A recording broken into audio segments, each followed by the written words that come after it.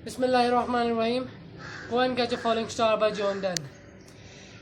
इसके टॉपिक को अगर हम लें तो ये जो go and catch a following star है, ये इस नज़म की पहली लाइन है, ये इसका टाइटल नहीं है। डॉन ने इसका टाइटल सिर्फ और सिर्फ सॉन्ग लिखा था। बाद में चूँकि वो अजीब लगा और इसे वैसे सॉन्ग कहा जाता है, ये गाने के लिए लिखा गया है, तो इसका टाइटल बदल के go and catch a following star बना दिया गया।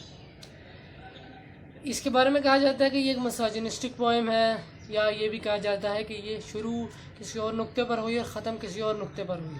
जो शुरू में इसमें इम्पॉसिबल टास्क बताए गए हैं, कोई 9 टास्क हैं जो इम्पॉसिबल हैं, और बाद में फिर उसको कहा गया है कि वुमेन अनफेथफुल होती है और वो फेथफुल नहीं हो सकती, ना ही ऐसी को मिलेगी, वगैरह वगैरह वगैरह। और उसको ऐसे प्रेजेंट किया गया है कि जैसे वुमेन कोई कमतर चीज़ हो या कोई गलत चीज़ हो, जैसे कि मिसोजिनिस्टिक इसको कहा गया है। इसमें मिसोजिनिस्टिक एलिमेंट्स हैं। इसका हम टेक्स्ट देखते हैं।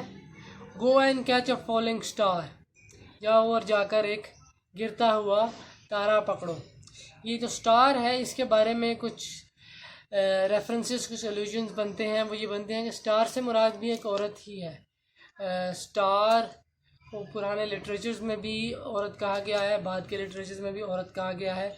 उससे और भी कुछ एल्यूजन्स बन सकते हैं, लेकिन इससे जो अगर हम सादा सा इस जुमले को एनालाइज करें, से मतलब बनेगा कि जाओ और जाके गिरता हुआ तारा पकड़ो। ये भी एक इम्पॉसिबल सी बात है, क्योंकि तारे जब गिरते हैं तो या तो वो शुरू में जल के ख़त्म हो जाते हैं, या वो गिरते साथ ही टूट जाते हैं, और मतलब अगर कभी गिर भी जाएँ तो वो टूट जाते हैं और किसी के हाथ नहीं आते हैं। तो ये एक इम्पॉसिबल काम है।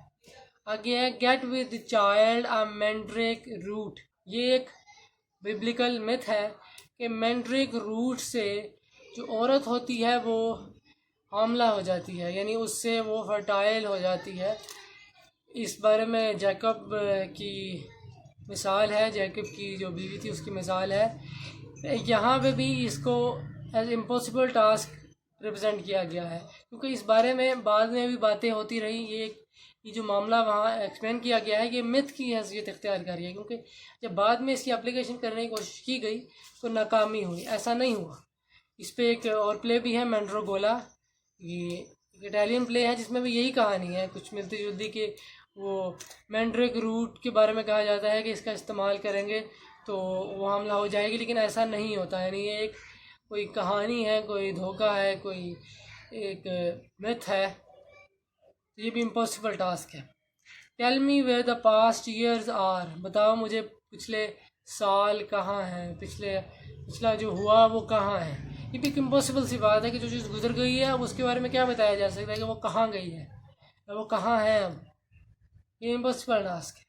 Who cleft the dwells foot. Devil का जो फुट है, अकॉर्डिंग टू क्रिश्चियन ट्रेडिशन, चूँकि जॉन डन भी एक क्रिश्चियन ही था और एक रेडिकल क्रिश्चियन था, प्रीस्ट था, तो उसमें जो डेवल फुट है वो गोट फुट की तरह है, बकरे के पाँव की तरह है। वो आधा आधा है आगे से, उसको कहते हैं क्लेफ्ट। वो कह रहा है कि बताओ कि किसने उसका जो पैर था वो आधा आधा किया। भी इसका जवाब भी किसी के पास नहीं है। ये भी एक इम्पॉसिबल टास्क है। मतलब वो कहानियाँ, वो तस्वीर, वो ऐसे ही उस ट्रेडिशन में, क्रिश्चियन ट्रेडिशन में चलती आ रही हैं। इसका किसी को नहीं पता है किसने वो ऐसा किया था, क्योंकि बाकियों के पाँव अगर उन्हीं की ट्रेडिशन में हम देखें, इंसानों के पाँव भी ऐसे नहीं हैं, ना ही उनकी ट्रेडिशन में जो एंजल्स की तस्वीर हैं उनमें भी वो क्लेफ्ट का एलिमेंट नहीं है। सिर्फ डेवल की फीट में ही क्लेफ्ट का एलिमेंट क्यों आया और डेवल्स में क्यों आया। मतलब ऐसा भी नहीं है, अगर आप कह देंगे चलो एक डेवल के साथ कोई एक्सीडेंट हुआ था, तो ऐसा नहीं है। जितने भी डेवल्स बनाए जाते हैं, तस्वीर जो क्रिश्चियन ट्रेडिशन में बनाई गई हैं, उनमें क्लेफ्ट फीट आए हैं, कटा हुआ फीट, आधा आधा फीट पाँव आए हैं। वो किसने किया, ये भी इम्पॉसिबल है, कोई नहीं बता सकता। और teach me to hear mermaid singing, ये भी एक मिथ है। कहा जाता था कि ओडिसियस जो इलियड का कैरेक्टर है, जो ओडिसी का प्रोटैगनिस्ट है, उसके बारे में कहा जाता था कि वो सुन सकता था मरमेड की सिंगिंग। और ये भी एक मिथ है कि मरमेड्स होते हैं या नहीं होते हैं। ऑफकोर्स नहीं होते हैं, आज तक तो किसी को नहीं मिले। तो ये भी एक मिथ है कि मरमेड्स की जो सिंगिंग है, उनके गाने की, उनकी जो आवाज़ है वो सुनो, मुझे सिखाओ कि वो कैसे सुनी जाती है। Teach me to hear mermaid singing, मुझे सिखाओ कि मरमेड की गाने की आवाज़ कैसे सुनी जाती है। अब ये तो आज तक किसी ने नहीं सुनी, एक मिथ सी मौजूद है बस ओडिसियस वाली, तो ये एक मिथ है, इम्पॉसिबल है, ऐसा नहीं हो सकता। लोगों कह रहा है ऐसा सिखाओ मुझे। और to keep off envy stinging, ये एनवी होती है हिर्स या लालच या हसद, तो ये जो लालच या हिर्स की जो स्टिंगिंग है, उसका जो डंग मार रहा है, वो कैसे किसी से दूर रखी जा सकती है, ये भी एक पॉसिबल टास्क है। सादा अल्फाज में इससे मुराद है नज़र बद। अब नज़र बद जो है वो जब लग जाती है तो लग जाती है। अभी भी एक मिथ सी है जो हमेशा से इंसानों में रही है, इसकी हकीकत क्या है आज तक वाज़ेह नहीं हो सकी।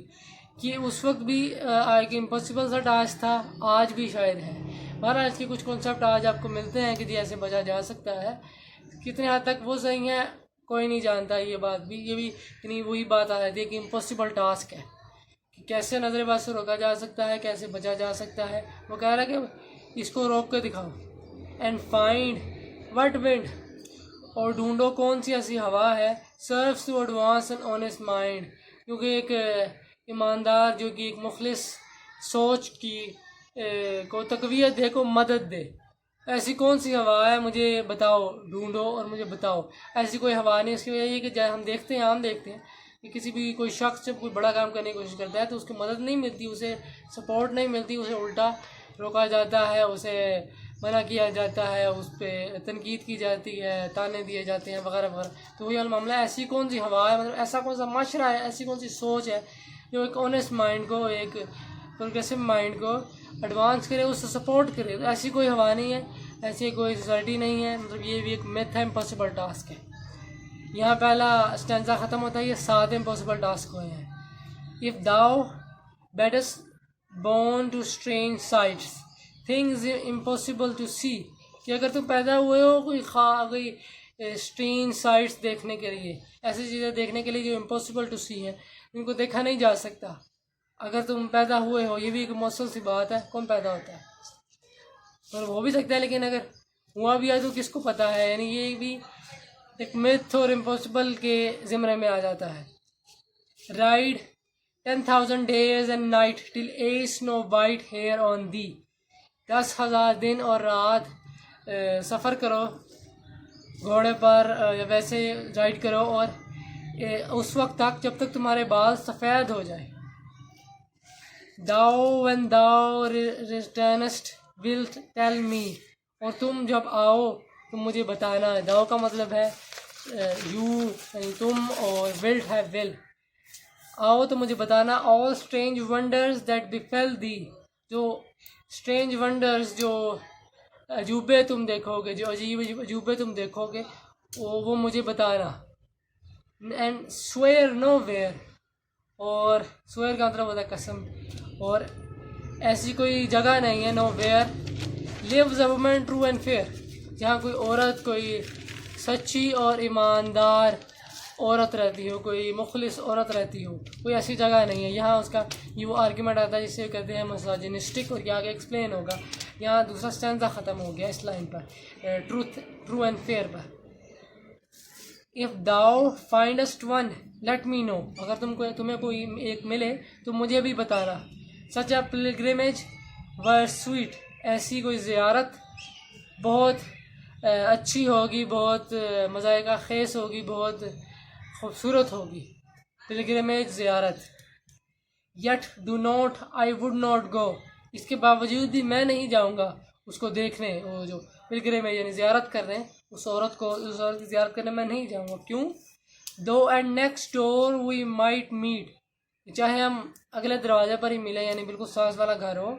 दो she were true when you met her, चाहे वो उसको मुखलिस ही हो जिस वक्त तुम उसे पहली मरतबा मिले। And last till you write your letter, और वहाँ तक रही हो जब तक तुम उसे ख़त लिखते रहे। And yet she will be, इसके बावजूद वो होगी। False before I come to 2 और 3, वो फॉल्स होगी यानी कि अनफेथफुल होगी, वो धोखा देने वाली होगी, वो बददियानत होगी। हर बिफोर आई कम टू 2 और 3, मतलब वो तुम तक पहुंचने या मुझ तक पहुंचने से पहले 2 या 3 लोगों को साथ वो धोखा कर चुकी होगी, वो धोखा दे चुकी होगी। यानी इसका मतलब ये है कि औरत अनफेथफुल है। अगर हम ये बात इग्नोर करें कि वो कि पहला जो आगाज़ का नुक्ता फ़र्क था और इख्तिताम का नुक्ता फ़र्क था, और अगर हम इस कार्य को एक यूनिट तसव्वुर करें तो हमें ये पता चलता है कि जो पहले 9 उसने इम्पॉसिबल टास्क दिए हैं वो सिर्फ ये प्रूव करने के लिए थे कि ये 9 में से 9 भी हो सकते हैं या कोई एक टास्क इनमें से पॉसिबल है, लेकिन ये पॉसिबल नहीं है कि औरत फेथफुल हो। ये इसका मेन नुक्ता बनता है समराइज करके, कंक्लूड करके। यह है go and catch a falling star by John Donne.